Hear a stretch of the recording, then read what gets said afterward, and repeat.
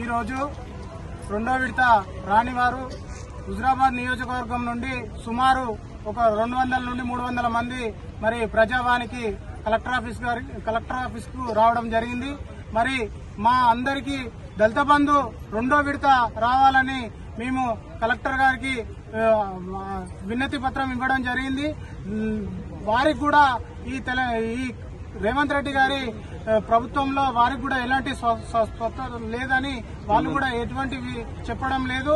మరి మా దళిత కుటుంబాలం ఒకటే డిమాండ్, మేము ఈ రెండో విడత ఖచ్చితంగా మాకు ప్రతి ఒక్కరికి కూడా 4900 మంది ఉన్నాము, వారికి కూడా ఖచ్చితంగా ఇచ్చే విధంగా మేము పోరాడతామని ఈ సందర్భంగా తెలియజేస్తూ, లేని ఎడల మేము ధర్నాలు, రాస్తారోకాలు మరియు ప్రజా దర్బారుకు మరి రేవంత్ రెడ్డి గారి దగ్గరికి కూడా మేము వెళ్లి కలుస్తామని సందర్భంగా తెలియజేస్తూ, ప్రతి ఒక్క దళిత కుటుంబాలు మరి ఈ రోజు 200 మంది 300 మంది రావడం జరిగింది.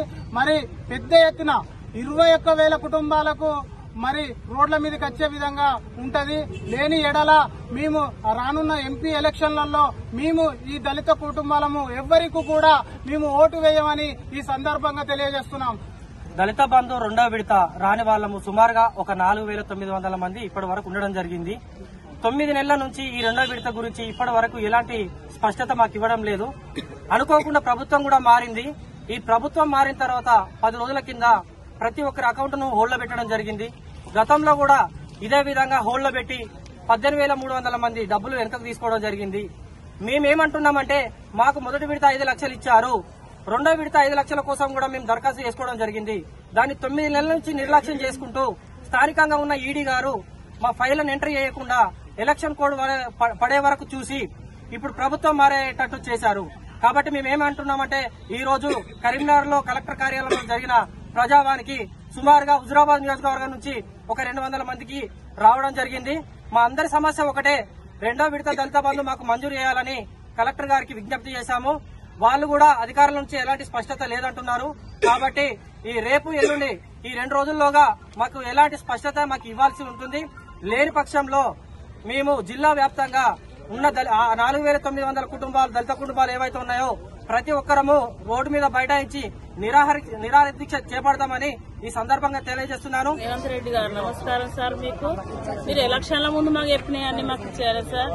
మీరు గెలిచినా గెలవకుండా మాకు ఇస్తామని ఎలక్షన్ల ముందు మెసేజ్ పెట్టేది కదా, అలాగనే మీరు మాకు ఇప్పియాలి. మీరు 6 పథకాలు కాదు సార్, మాకు ముందు వచ్చిన పథకం కావాలి. మాకు అందరికీ 10 లక్షలు వచ్చిన వాళ్ళు ఒక తీరుగుంటాను, మా రాణాలు ఒక తీరుగుంటున్నాం. మమ్మల్ని ఇన్నిసార్లు మేము తిరగక ముందుకు మాకు ఇంటికి వచ్చినాయి కేసీఆర్ ప్రభుత్వంలో, కానీ మరి మిమ్మల్ని తిప్పుతాను ఇప్పుడు మీరు వచ్చి మేము అట్లా ఇప్పుడు ఇవ్వాలంటే మరి ముందు ఎలక్షన్లలో మేము మస్తు అదైతాం సార్. మా కాడికి మళ్ళీ మీరు రావాలన్నా, మీరు మీ కాడికి రావాలన్నా కూడా మేము అనుకున్న పనులు మాకు చేసి పెట్టాను సార్. మీరు ఫస్ట్ మాట ఇచ్చిళ్ళు, అలాంటి విధంగానే మాకు చేసి పెట్టాలి. ఇంతమంది కుటుంబాలను మీరు ఇన్నిసార్లు చెప్పకూడదు. నెల రోజులు అవుతాం సార్ మీరు బయటకు వచ్చి మా గురించి చెప్తలేరు. మీరు ఉన్నారు అని అనుకునే నమ్మకంగా అందరు ఓట్లెత్తి మీరు ఇట్లా మోసం చేయాలి సార్ మమ్మల్ని అందరినీ. ఇట్లా ఈసారి ఇప్పుడు రేపటి వరకు మాకు ఎలాంటి సమాచారం అందకపోతే మాత్రం ఈ ధర్నాలకు కూర్చుంటాం. ముందు జరిగే ఎలక్షన్లకు మాత్రం మమ్మల్ని మేమైతే వెయ్యము. మా దళితుల నుంచి మీరే ఆశించవద్దు మీరుగా అలా అని మేము మీకు. అందరికీ నమస్కారం. ఈ రోజు హుజురాబాద్ నియోజకవర్గం నుండి 4,900 మంది కుటుంబాలకు ఏవైతే రెండో విడత దళిత బంధు రాలేదో ఆ కుటుంబాలకు సంబంధించిన వ్యక్తులమందరం ఈ రోజు ప్రజావానికి రావడం జరిగింది. గౌరవ కలెక్టర్ గారికి ఈ రోజు మేము మా రిప్రజెంటేషన్ ఏంటంటే, గతంలో మొదటి విడతగా 5 లక్షలు మంజూరు చేసినారు. అలా మేము రీటైల్ షాపులు కానీ, సెంటరింగ్ కానీ, ఇక మిగతా షాపులు పెట్టుకుని ఇప్పటి వరకు కూడా రెంట్లు కట్టుకుంటూ మేము జీవనం కొనసాగిస్తున్నాము. ఇప్పుడు ప్రస్తుతం ఏంటంటే, ప్రస్తుతం గవర్నమెంట్ చేంజ్ అయిన సందర్భంలో ఈ రెండో విడత అనేది ఎలాంటి గైడ్ లైన్స్ లేకుండా అధికారుల దగ్గర నిర్లక్ష్యమైనటువంటి వాళ్ళ వాతావరణం ఉన్నది. మేము అడిగితే రెండో విడతకు సంబంధించి ఏదైనా విషయం మీద క్లారిటీ ఇవ్వమని అడిగితే మాకు ప్రభుత్వం నుండి ఎలాంటి ఆదేశాలు రాలేదు. కాబట్టి మీ అకౌంట్లన్నీ ఫ్రీజ్ చేసినాము. రేపు పొద్దున గవర్నమెంట్ నుంచి ఎలాంటి గైడ్ లైన్స్ అయితే వస్తాయో వాటి ప్రతిపాదికనే మీ అందరికీ మేము ఈ దళిత బంధు ఇంప్లిమెంటేషన్ చేస్తామంటున్నారు.